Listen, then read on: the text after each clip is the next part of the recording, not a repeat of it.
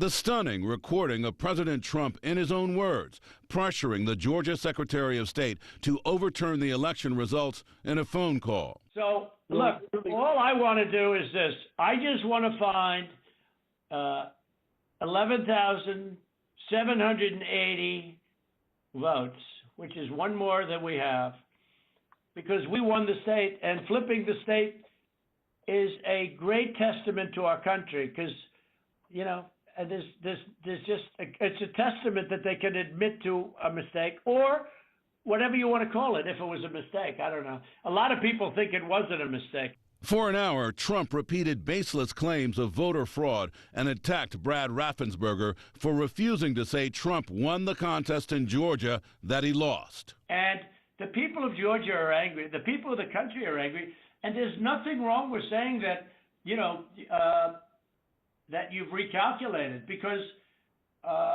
the 2,236 and absentee ballots, I mean, they're all exact numbers that were done by accounting firms, law firms, etc.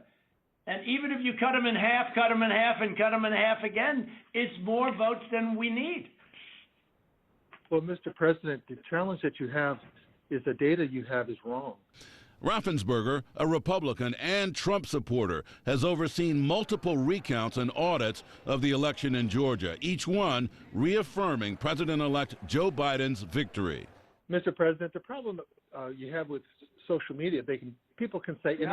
No, this isn't social media. This is Trump media.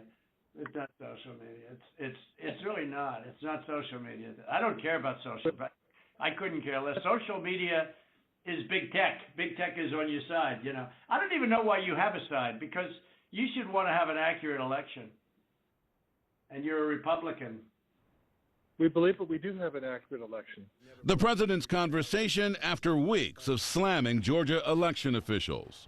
There's no way I lost Georgia. There's no way. We won by hundreds of thousands of votes. I'm just going by small numbers. When you add them up, they're many times the 11,000. But I won that state by hundreds of thousands of votes. In reality, Biden won Georgia by nearly 12,000 votes. Biden's senior advisor saying the tape shows irrefutable proof of a president pressuring and threatening an official of his own party to get him to rescind a state's lawful, certified vote count and fabricate another in its place. And at a drive-in rally ahead of Georgia's Senate runoff races, Vice President-elect Kamala Harris weighed in on the audio. Well, it was, yes, certainly the voice of desperation. Most certainly that. And it was a bald-faced, bold abuse of power by the President of the United States. Trump is set to head to Georgia later today for campaign events supporting the two Republican candidates, Senators Kelly Loeffler and David Perdue.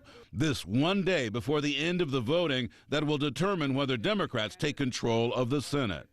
Capitol Hill Democrats and some Republicans outraged by the president's efforts. It has all the elements of a criminal action because you have the president trying to illegally change the results of an election by essentially threatening the Secretary of State and others here. So I certainly think it merits a good look. Whether or not people decide to actually prosecute at some point, that's a separate issue. It's disgusting. And quite honestly, it's going to be interesting.